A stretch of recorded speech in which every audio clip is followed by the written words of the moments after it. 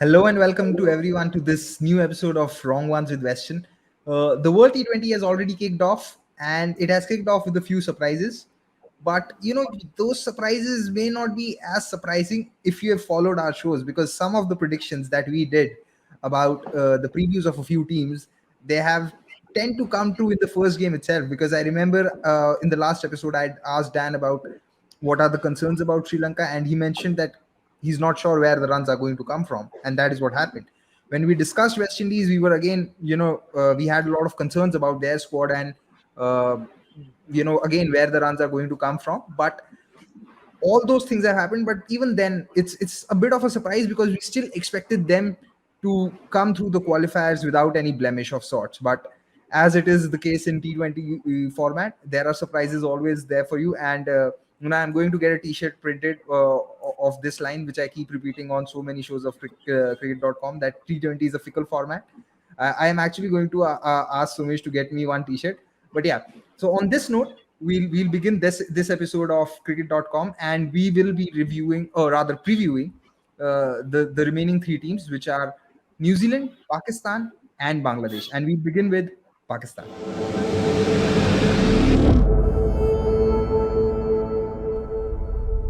So Dan, your first thoughts on the Pakistan squad? So we've got kind of a mixed bag in terms of talent. I feel we've got 3 or 4 genuine high quality fast bowlers who on their day can run through opposition, but also perhaps with the exception of Shaheen Afridi, the other 3 are quite raw as well and can easily go 0 for 50 in 4 overs. But they could also go 3 for 20 or 4 for 20 and run through teams. So it's all about performance on the day. And also I think the Australian conditions might well help those express paces that Pakistan seems to have a huge amount of. Then that's massive credit to their sort of development pathway that they've been able to consistently find so many high quality fast bowlers. The problem for me with Pakistan is, and it has been ever since I really started analysing cricket about 5 or 6 years ago, is their batting, and specifically with their batting, their hitting. They don't really have hitters, and the amount of teams still who make big mistakes and try and get Pakistan score like 150 against Pakistan or 155, anything of that sort of like a 140 to 160 range is a massive mistake against Pakistan, because their batting is completely set up to chase those type of totals. So against Pakistan, you have to really go for that 120 or 180 mentality, where you either fall in the heap or you get a potentially match-winning score that can put them under massive pressure. Because getting that mediocre score, we've seen it time and time again. Azam and Rizwan and whoever else is going to come in and bat after that are going to just go and nerdle the ball around and see that off without much difficulty. I've noticed that Babar Azam has now made his way back into the squad. So actually that enables a slight restructuring of a batting group where you can have a slightly longer top order and with the luxury of having Azam Khan in the top 6 as well, enables you to pick a spare batter, which in theory could give the top order a bit more license to go harder from an earlier stage. So I went for my 11, and it's quite a left field take actually. I went with Babar Azam, Mohammed Rizwan, Fakhar Zaman at 3, Shan Masood at 4, Azam Khan at 5, because we talked about his ability against spin being critical, and we could even think about moving him up to 4 if the situation dictated. Haider Ali, Asif Ali, Mohammed Nawaz, and then the 3 paces, Shaheen Afridi, Muslim Shah, and Harris Rauf. Because for me, I don't see the value of players like Iftikhar Ahmed, Iftikhar Shah. So for me, when I'm structuring up a team, I'm doing whatever I can to try and create a positive combination of an 11 players without those type of players. Fair enough, Dan. But I have a question for you over here. Now, Pakistan have tried Shan Masood at number 3, and I looked up a few numbers. And at this point of time, I think he averages around 24.6. and he has a strike rate of 125 while batting at number 3. Mm. Similarly, the numbers for Fakhar Zaman while batting at number 3 and 4 are are quite similar. It's average of 20.8 and a strike rate of 122. Do you think there's a case for maybe one of them to open and Babar to come at 3, because that gives them a left hand right hand combination up top, and I think it will also allow someone like Shan Masood, who has a lot of what I call as conventional cricket shots, to take advantage of the field restrictions, somewhat what he tried to do in the warm up game against England today. Do you think that is a possibility, or you are against it? No, I'm fine with that. Shan Masood opening, I think, would probably be the best position for him. But obviously, we've seen the Pakistan generally have had this established opening combination in recent times. I think their biggest mistake was not putting Azam Khan in their squad, to be honest with you. And I think that he is exactly what they needed. And you look at the gap analysis of their batting group, and the left-handed spin hitter, and you think, well, Yeah, but I think, and this is a point we delved into earlier as well.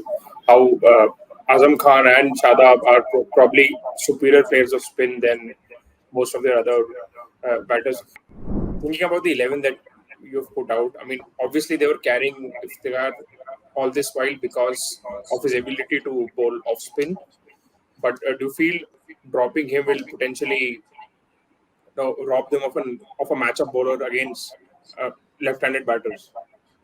Um, yeah, but I mean, if you're picking him for as a matchup off spin bowler, I don't think that's a viable usage of a spot. We haven't seen much overproduction from him.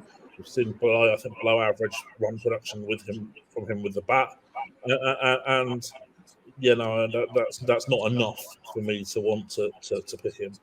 Also, you named their 11. I want to know from you, who out of these four players, who do you think is going to be their most important player? Is it going to be Babar Azam? Is it going to be Rizwan? Is it going to be Shaheen? Or is it going to be Haris Rauf? Because even though many might think that Shaheen's the strike bowler and the lead pacer, but Haris Rauf has far more experience of playing in Australia as compared to Shaheen. Mhm. So, who do you think amongst these four is going to be the key bowler? And Haris Rauf has had some brilliant numbers in recent times. I think he's had an economy of 8 while bowling in the last 4 overs, and in the power play also he's taking wickets at an economy of 7. I don't know the exact numbers, but I think that he can be as impactful as Shaheen Afridi. What are your thoughts on that? I think, as I said earlier, I think all of their paces have got the ability to be extremely impactful. I'm going to throw another name at you who I think is critical to the Pakistan success of this tournament. Now, that's Shadab Khan, because we've spoken at length in previous show about him batting higher up the order, good player of spin, but his leg spin, I think it's probably fair to say this year is underwhelmed compared to expectations. So his level of performance as that specialist leg spinner is really critical in a country where perhaps spin doesn't go as well as pace does. And looking at the venues that Pakistan are playing their games at, they play India at Melbourne, and they play South Africa at Sydney, and then they play 2 games at Perth. One of them being against one of the qualifiers that come in, and then they play their last game in Adelaide. Do you think Pakistan, in terms of getting the rosters and the venues, they've been slightly lucky, because India will be facing South Africa at Perth at Optus, which is a venue which will, I in my view, will completely neutralize Indian pacers, and maybe make South African pacers a little more impactful than what they might be. So, do you think on that front, Pakistan have been, what do you call it, a little lucky or maybe fortunate, because they're playing South Africa at Sydney, and then those 2 games at Perth against slightly weaker oppositions? It's an interesting one, the debate about venues, because obviously we know that any team's got to go to a venue and perform on a given day. But what I look at it slightly differently to some degree, in terms of, we know that in Australia the general dynamic is that the grounds are pretty big. They're long boundaries. You don't really get many short boundaries, and on the whole, that benefits a team who are not necessarily boundary hitters. but they're more rotation orientated. And I think that's definitely something that you can say about this Pakistan team. Now, whether that's enough to succeed against better, high quality, better hitting teams is another matter. But I think that the Pakistan are set up quite well with that batting dynamic and the pace bowling strength to succeed in Pakistan, to succeed in Australia, I should say. You look in England, you look at the teams who have big boundaries. Someone like Durham at Chestnut Street, for example, they have huge boundaries, and they pick their squad. All of them are very, very strong at non-boundary run production. Now, they'll even, I think, either by accident or design, and I would assume it's by design, pick overseas players who are very, very strong at running between the wickets as well. And the amount of twos that they'll try and outscore opposition in twos and singles. And I think it's similar dynamic to this Pakistan team, and I think that they'll go to Australia, and I think that at least the conditions in theory should suit them to some extent. And I think we've already touched upon a lot of topics related to Pakistan. So whoever is listening can even go to the earlier videos that we have done. We've spoken at length about how Babar and Rizwan are actually a good fit for a side like Pakistan, and how they've missed out on potentially adding a spin basher in Azam Khan. But Dan, it's a big game on Sunday. India play Pakistan, and you mentioned a point where, very early on that against a team like Pakistan, 150, 160 is like is what they want to chase, and it takes me back to the same game in the last World Cup when after India lost those few early wickets, they sort of took the safe route, and it almost seemed like they were targeting 150, 160 rather than going all in. But come MCG on Sunday, and if the worst fear of every Indian comes true, and Shaheen Shah does take some early wickets, they should go all out, right? Even after losing a few. Yeah, I think you have to. But the problem is that approach is the approach which attracts the most criticism if it goes wrong. And if India were all out for 80 against Pakistan, it's not going to be great, I don't think, in terms of that and the mood of the supporters, for example. The problem is that ultimately 80 all out has basically the same win percentage chances against Pakistan of 130 or 135. There's a very negligible difference in terms of expected win percentage from those two scores. So you're trading off, if you're looking at it from a mathematical perspective, you're trading off very, very little in terms of going aggressively with the upside of hitting a score that's going to put them under pressure.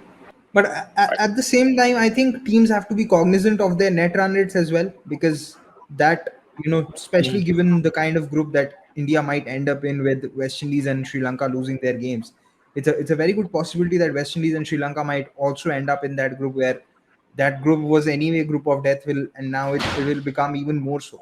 So I think that there will be that factor as well, that you have to be cognizant about, even if you're losing, not maybe lose by a huge margin, so that that net run rate doesn't become like a minus, the huge minus for you. So net run rate is such an interesting debate, and perhaps we could devote a bit of a Mythbuster to it at some point in the future.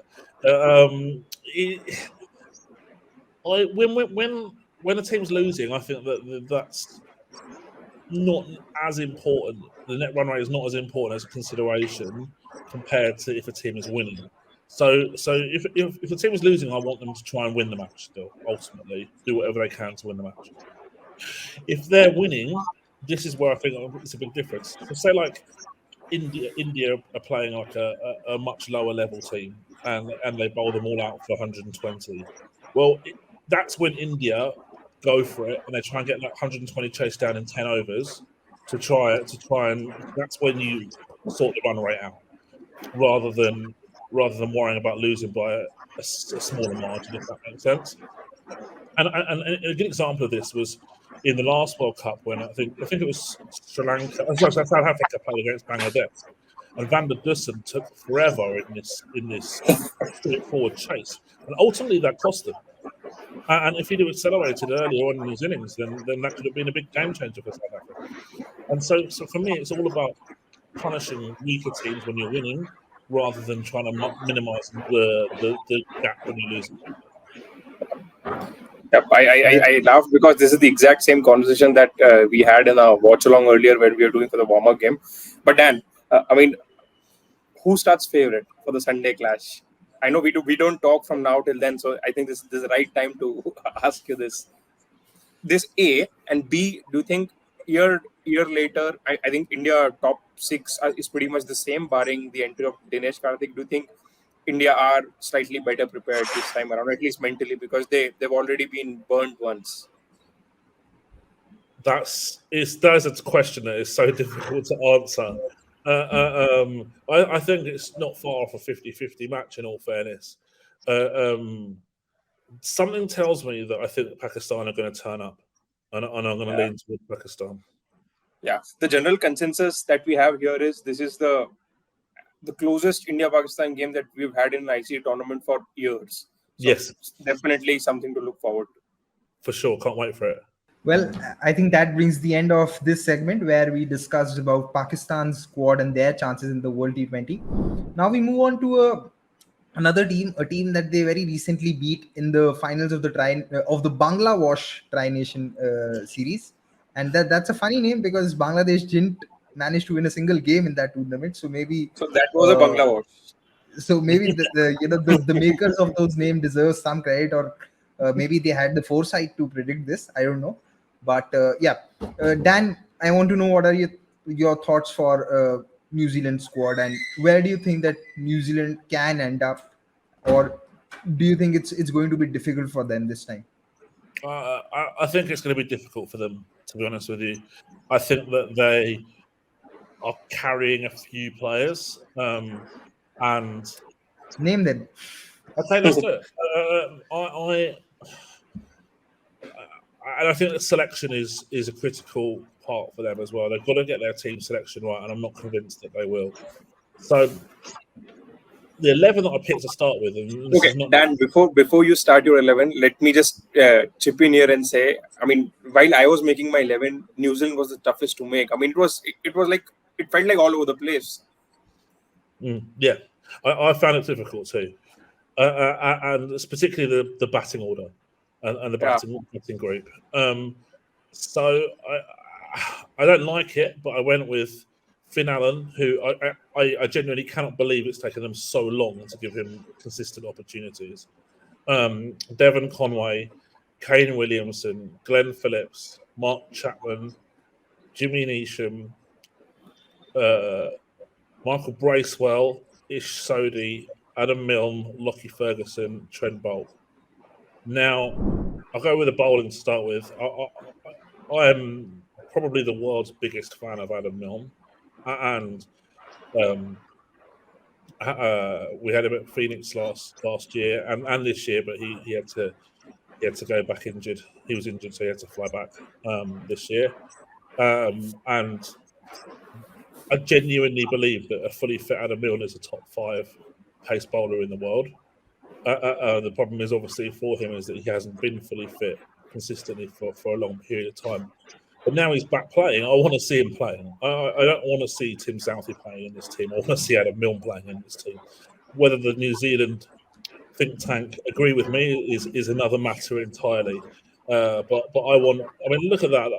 Adam Milne, Lockie Ferguson, Trent Bolt. That's up there with the best fast bowling groups in the tournament.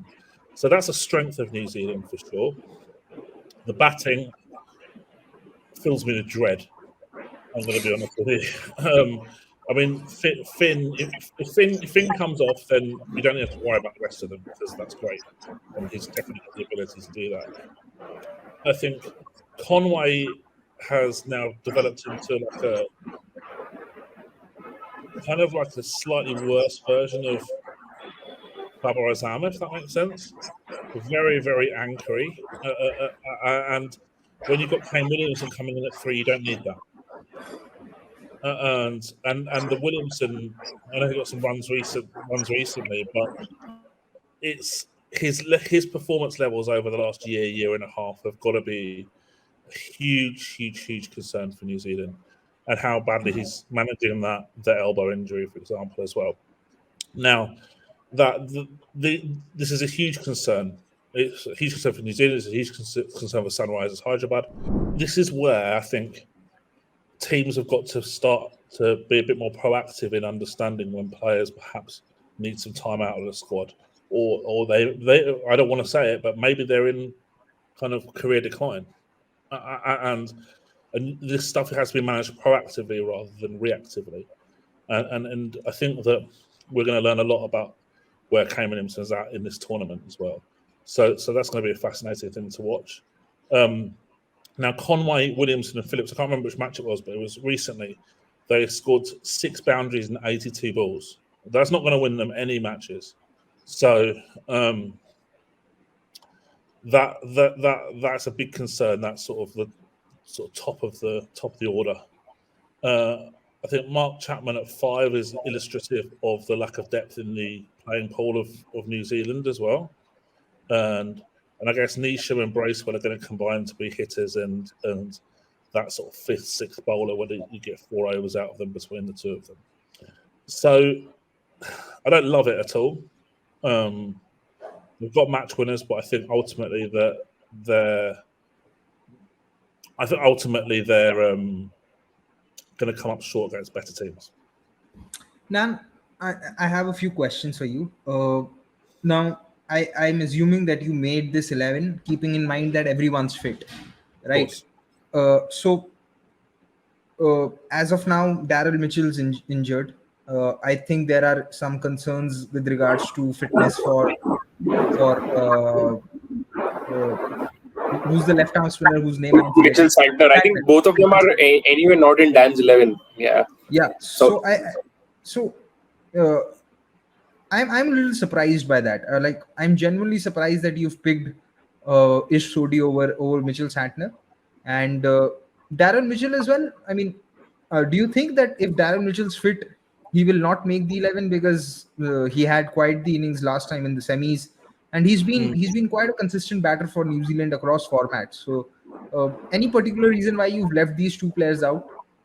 Santner, because I think that it's difficult to get him into a team combo where you've got 3 fast bowlers and 2 fifth bowlers, if that makes sense. If it's a straight shootout between him and Sodhi, I think that ultimately you need leg spinners in T20 cricket. And yeah, you can say that Santner strengthens the batting as well at 8, and that's a fair shout. It's really a line call, I think, between the two spinners there.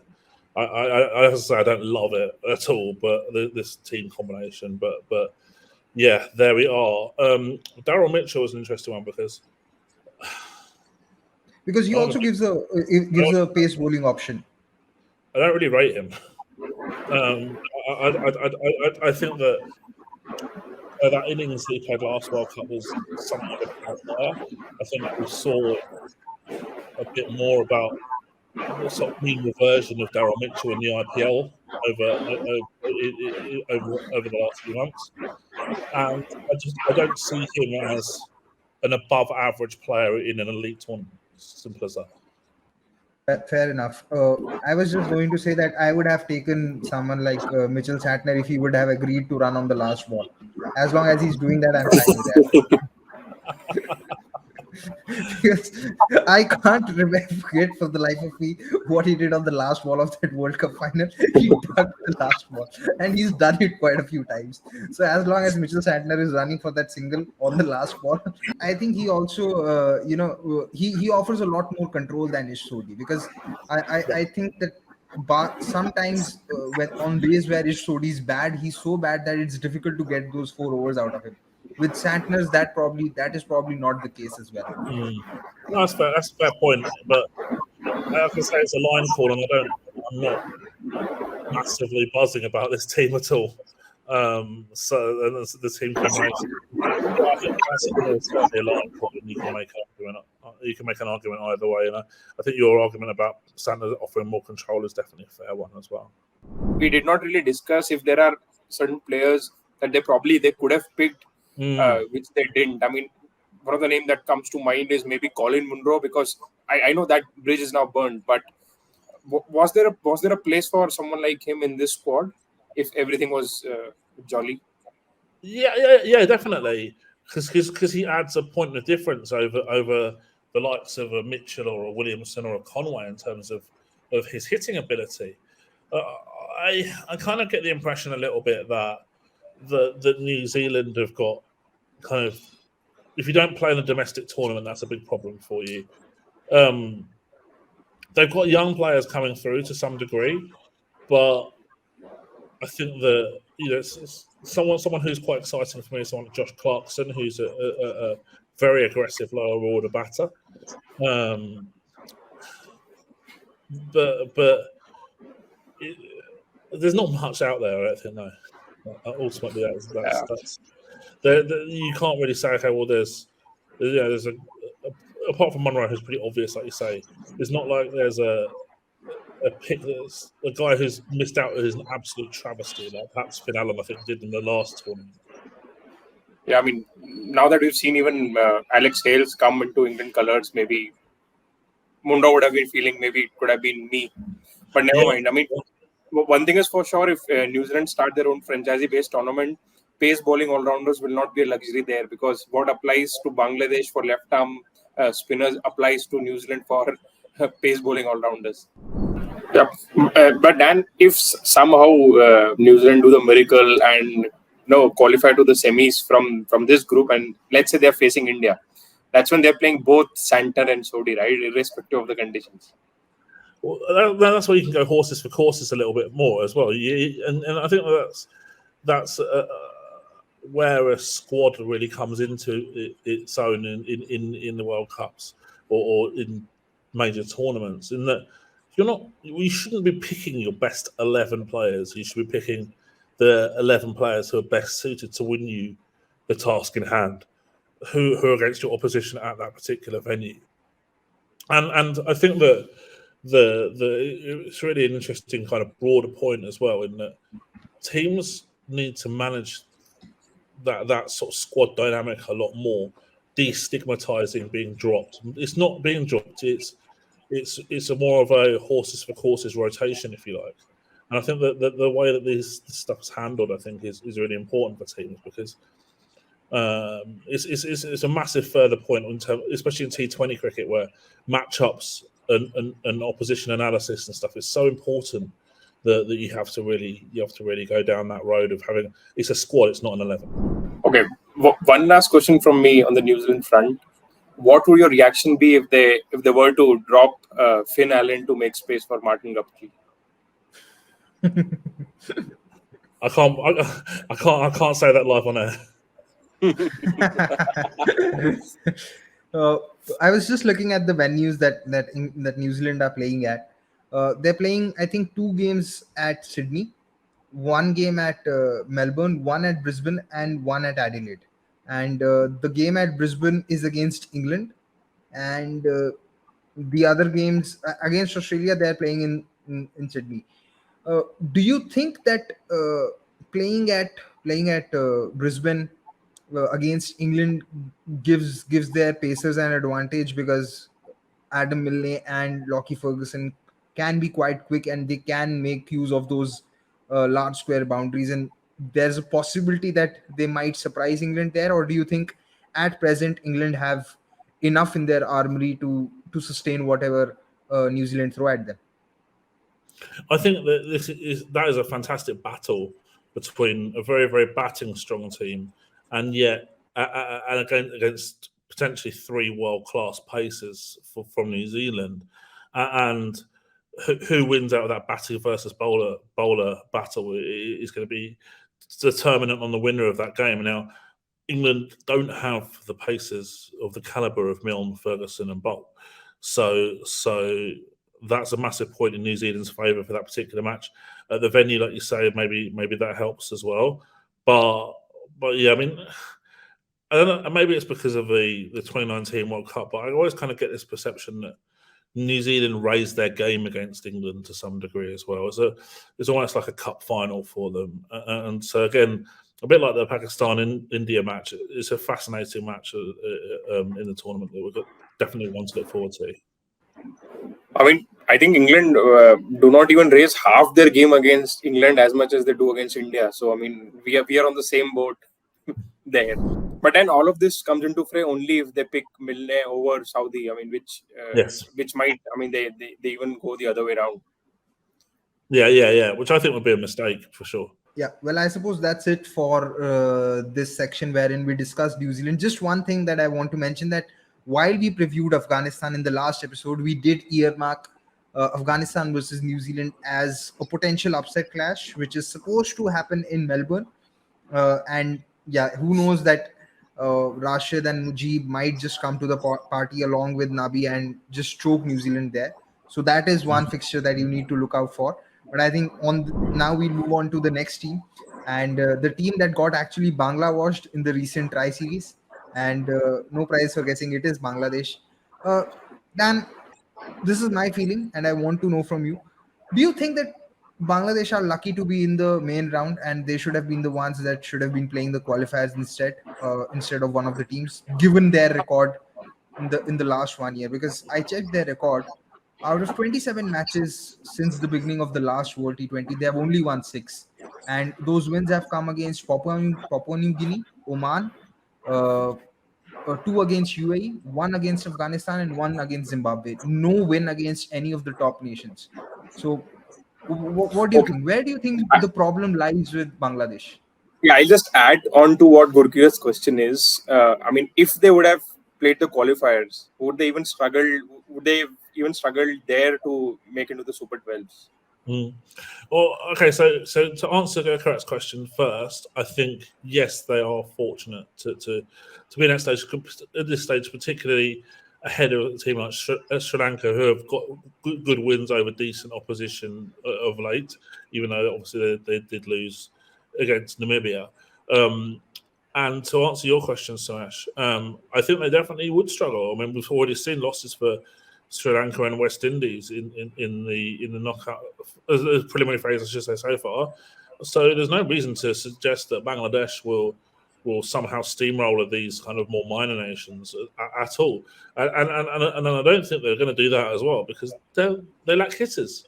I've said this for so long about Bangladesh, but they don't produce hitters. I don't know if that's a mentality thing or what it is, but some people say to me that coaches will go mad at you if you get out after you hit a boundary the ball before and stuff like that. So that's kind of produce that negative mindset of mentality, So I look at the batting over the last couple of years. I look at the batting in Tri Series, and there's no one in there with like really high strike rates who can take the game away from you or strike fear into the opposition. We just spoke about New Zealand and the problems with their batting group, but if Finn Allen scores 80 off 40 balls, then they've got a great chance of winning a match.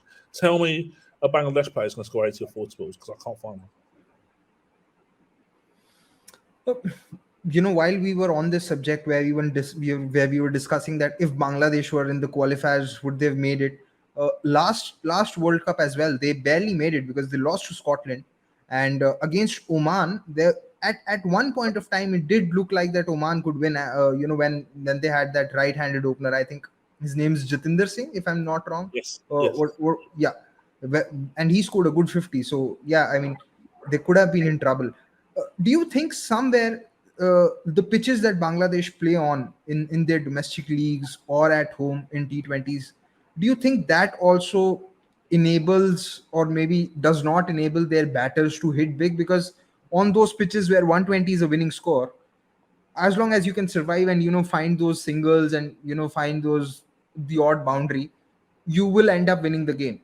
So do you think those pitches somewhere also play a part in making sure that Bangladesh don't develop into a good T20 side? I think to some degree that's a problem, particularly with regards to the mindset of innings construction, where the players are kind of like in their head, they're constantly used to to trying to post a score rather than a big score. And an innings of substance rather than an innings of a high strike rate, for example, as well. But then by the same token, if you stick them on a road in England or something, then with small boundaries, then they're still not going to go and smash 200. So it doesn't change. They don't change when they play abroad either, and I think that's a big problem for me. So what's your first 11 for Bangladesh? I know it's going to be difficult to make one, but still. Yeah. Okay. So I said earlier that I wasn't massively happy about my 11 for New Zealand, and I think you can definitely go further and say I'm really not happy about this 11 for Bangladesh either. But here it is. I went with Lytton Das, Nazmul Hussain Shanto, Simia Sarkar, Shakib Al Hassan, Afif Hossain, Yasir Ali, Nurul Hassan, Mossadegh Hussain, Mustafa Zah, Shoriful Islam, and Taskin Ahmed. Now, a question, if we've got any Bangladesh viewers or listeners, I would love to hear from you. Why does Nurul Hassan play as a wicketkeeper when Lytton Das is a very, very capable wicketkeeper himself, and they could just pick a better batter because Nurul Hassan offers very, very little with the bat. Now, if you're looking at that batting group, Lytton Das has performed better in recent times compared to most of the batting group. Shakib Al Hassan will offer stability, but not necessarily a high strike rate. Afif Hossain has talent, but is still fairly inconsistent. And Yasir Ali Chowdhury is actually someone who looks like he can hit a little bit more. So him coming in as a finisher will be quite interesting, and perhaps a lower profile player to watch who might be able to come off. But then I look at the rest of the batting, and I'm not hugely convinced about Nazmul Hussain or Simia Sarkar or, as I say, Nurul Hassan either, and so that's a big problem. Also, although it's in Australia where I don't think spin will play as big a part as in other nations, they don't have a leg spinner really, or a real ultra high quality spinner, and I think that is another issue as well with their playing pool. From memory, I think there's an absurdly high percentage of left arm orthodox spinners developed in Bangladesh, and they need to change that.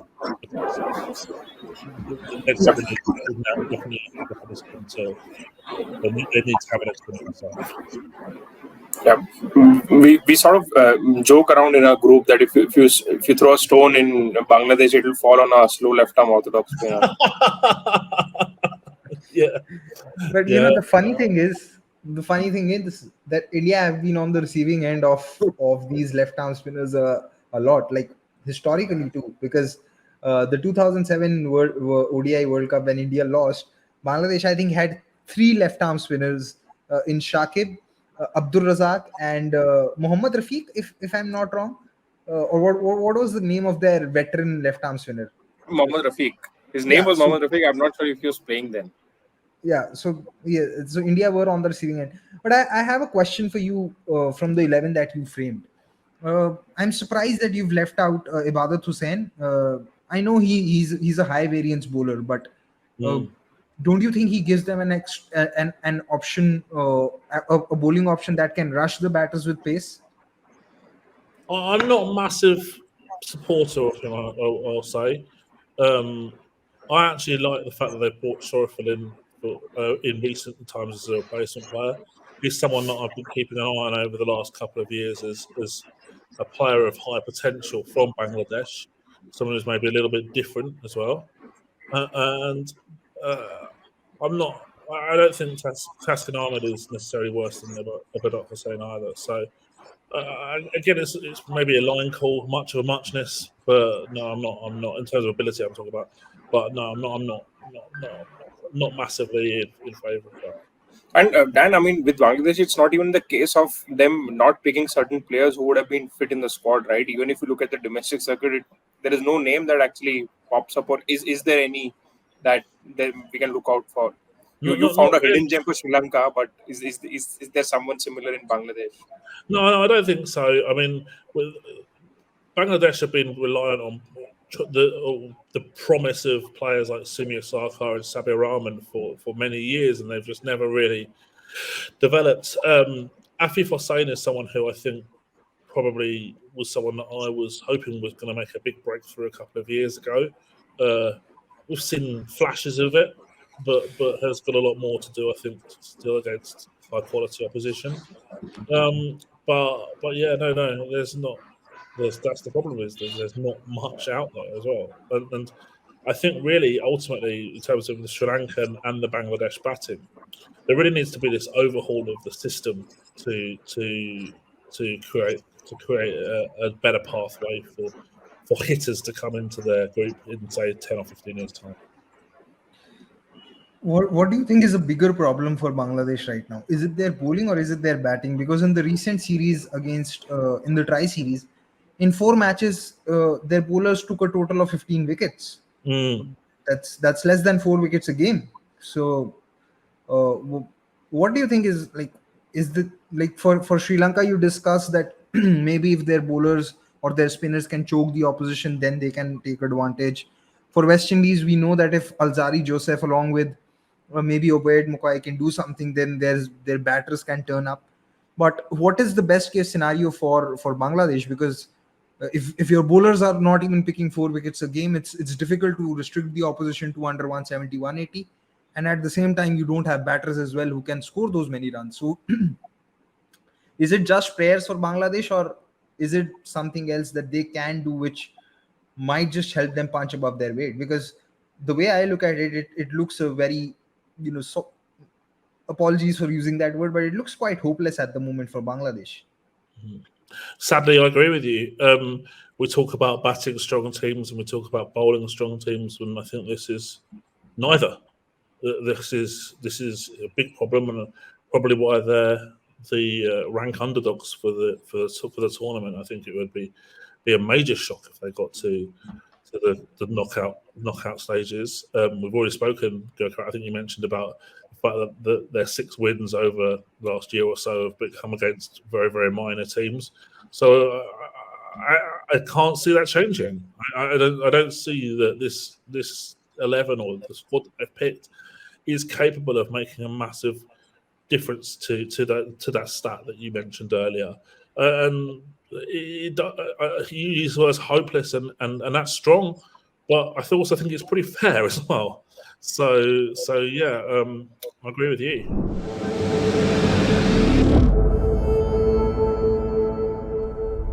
So the next section now is Mythbusters, and this time we have a very interesting question. And I think this term that we are going to discuss today is probably going to be used in abundance in the next 3 weeks. And the word that I'm talking about is momentum.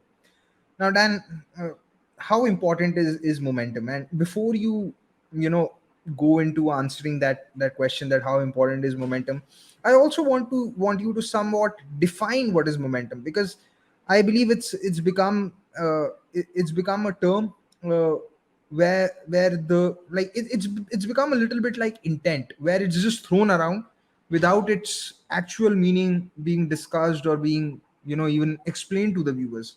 So just break down what is momentum for us, and how much of a value does it have in T20s, because it gets thrown around a lot by the commentators.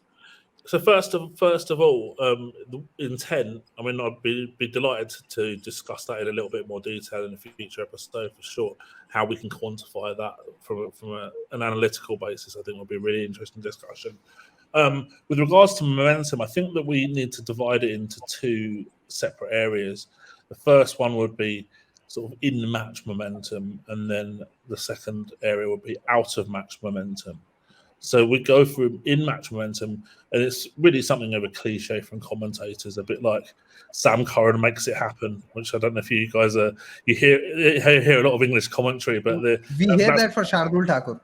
yeah, exactly. It's a very, very similar comparison, and momentum is definitely something that I think is overused by commentators.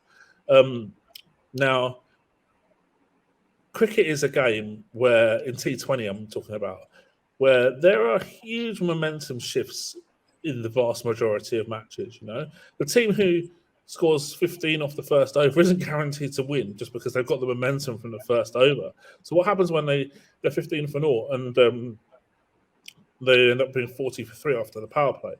Well, the bowling team's got the momentum now, so it's just constant momentum shifts throughout the game, and I don't see really that there is a thing in live in matches at all. And I think it's just generally this it's a very lazy narrative from commentators to say, oh, someone's got momentum, just a bit like, oh, his experience has won the day for them. Well, they don't say that when his experience has cost them a match, which happens just as much as they win the game most of the time. So I think it's just a worthless narrative-based cliche that the commentators are trying to get in to kind of fill some dead patches in matches in terms of what to say. Now, the problem is that I think actually the commentators believe that it's a thing, and if the commentators believe it's a thing, that means supporters believe it's a thing. And actually, I think you probably find that a lot of coaches probably believe it's a thing as well. So it's very easy to be misled by cliches from commentators, and I think that actually they should be a lot more careful about what they say in terms of how they inform their audience. Not all of them are the same, but a lot of commentators are. However, we talk to move to the second area, which would be out of match momentum, and by that I mean the feeling in a group throughout the tournament. Okay, so I'll give you an example. Leicester this summer in T20. Now, 3 wins from the first 9 matches, and everyone knows in England that if you win 8 matches out of the 14, you're going to qualify. But I mean, I was at Leicester at the time, and now I'm not. But I was sure that if we could win a match or 2, we would have as good a chance of winning 5. Because the underlying data that I had showed that we were unlucky to have only won 3 matches so far in this tournament.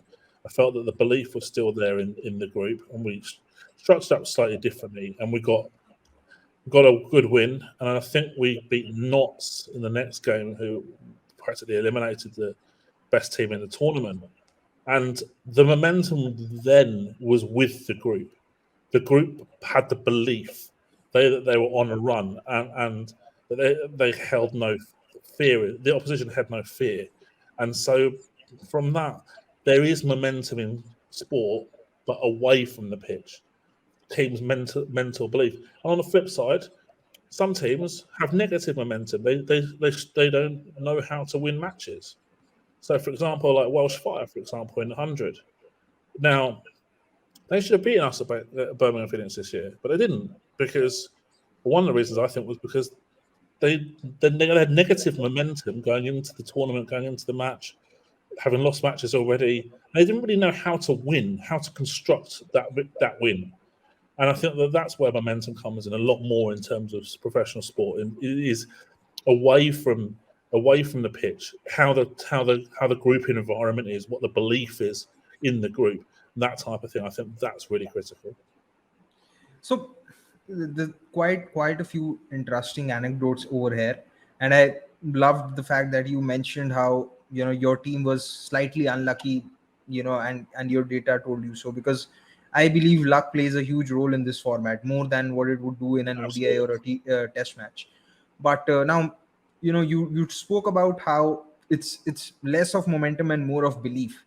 But do you think that belief could be a factor of a lot of things? Maybe what is the tactical the tactical acumen of the backroom staff, along with how the backroom staff is managing a few players, and what the environment is, and not maybe just momentum. Also, the other thing that I wanted to say, it's not a question, but it's more of a comment. I think if there's a break after every 6 balls, because when overs change, you have a very short break. When you have a break every 6 balls, how can in-game momentum be so so much of a factor because the game stopping. It's not like football where when an opposition is running away with it that you've lost your whole structure, you don't know what's your formation, and you don't know which players where. When you have a break every 6 balls, it's difficult to let the momentum sort of consume you that much. So Yeah, no, I that's what agree. I feel. Yeah, no, I agree. In football, you don't see the momentum shift because someone has a throw-in, which is basically what be the equivalent of an over in T20. Yeah. So, but I won't. Coming to the first part that I asked you about, how much of that belief is a product of the tactical acumen and the support stuff. It's huge. So if you've got, for example, a coach or an analyst who's got that data to show that the team have been unlucky, and they can then use that data to tell a story in the right way, a positive way, to whoever it needs to be told to. The actually, you know what, we've won 3 out of 9 games, but we should have won 5 because this key KPIs are telling us that this is the case. Okay, and that helps with belief. And I think also it helps having coaches who, like you say, the environment is critical as well. Having a relaxed environment, I think, where perhaps a player is not criticised by taking a positive, brave approach is very, very valuable as well. And because the momentum can switch downwards very quickly. If you say the wrong thing to a player, then they could lose their confidence very, very, very quickly. Whereas if you can consistently say the right thing to players and have a great environment where the players enjoy being in, I think that's massive in terms of either keeping high performance going or reversing poor performance.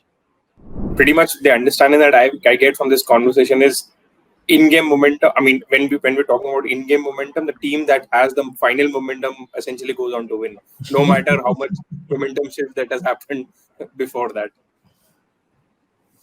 Absolutely.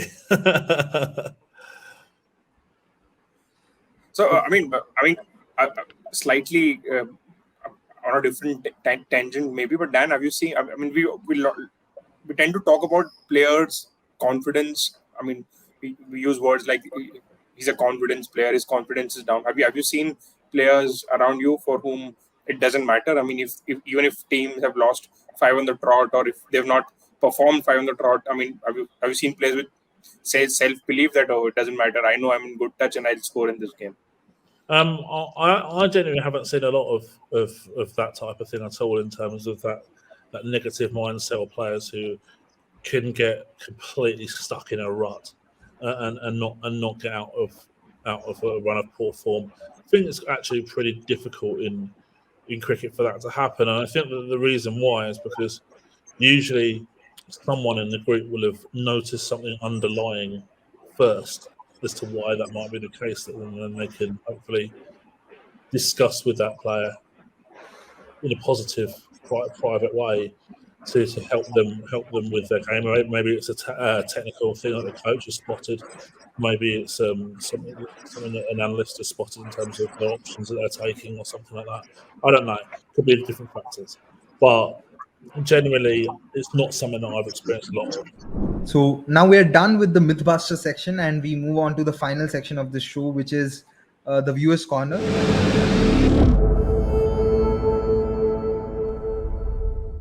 Wherein we take questions from a lot of viewers, but we can take a lot of questions, but because of the paucity of the time of this episode, we'll be only sticking to one question. And what we also try and do in this section is that we take questions which aren't repeated from the previous section, and they cover a wide range of avenues as well as topics in the game of T20 cricket and otherwise. So today's question is from a viewer by the name of Cricket on Your Screen. And the question to you, Dan, is that what do you think about the future of T20 Blast? Is it in murky waters between the championship and the 100? Personally, I don't think it's in murky waters at all. I think the counties rely heavily on a T20 Blast for a high proportion of their income throughout the year. So with at the current point, there's minimum 7 home games in the group stages, and that's going to derive a lot of for ticket sales, and food and beverage sales, hospitality, etc. So it's probably a little bit different to how a similar kind of tiered competition might be in India, with Syed Mushtaq Ali kind of feeding into the IPL, with Blast feeding into now the 100. Is in terms of the dynamics pretty similar, but I think the actual kind of crowd experience and the reliance on the tournament for income from the counties is massive. Now, Championship cricket is in that's what's in murky waters, I think, at the moment, and ultimately, no one's been able to answer the question that I've been asking for a long period of time, and that is, what is the purpose of a county? Is it A, to create a successful business on and off the pitch, a sustainable business, and one that's doing well both financially and via success on the cricket pitch, or two, is it to produce players for England, basically being England's feeder club? Now, those two goals, I kind of think are slightly mutually exclusive, and so therefore it causes problems in terms of what counties' objectives are, and every county's got probably a different view on this, and that's probably why it's so hard to find a consensus. And we're going to see in the next couple of weeks, I think, a lot of things in the media about that difficulty finding a consensus when it comes to moving the domestic calendar forward in English county cricket. Now, the Championship, some teams have very well attended fixtures. Somerset are one who are quite well renowned for it, but a lot of other venues are very, very, very sparsely attended, and I'm pretty sure that the vast majority of counties would lose money if they only hosted Red Ball matches. It's the Blast is where they make their money, as well as other factors. I have a follow-up question to this. Now, you spoke of Syed Mushtaq Ali, and you compared it to the Blast being a feeder tournament to the 100.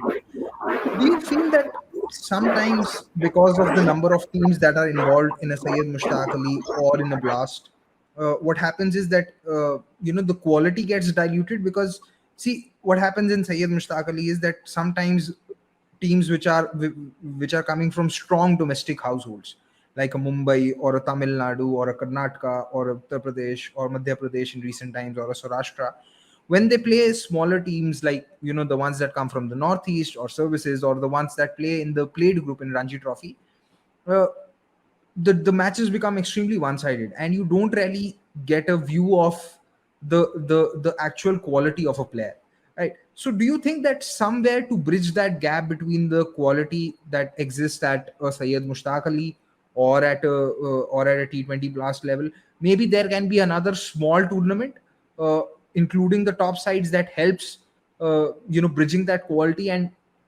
realizing and understanding that who the real talent is, and not just going by the numbers which are there at a Syed Mushtaq Ali level or at a T20 Blast level? Do you think that should happen? And if that can happen, is there a possibility of that happening in the calendar, or the whole domestic circuit might have to be rejigged for that?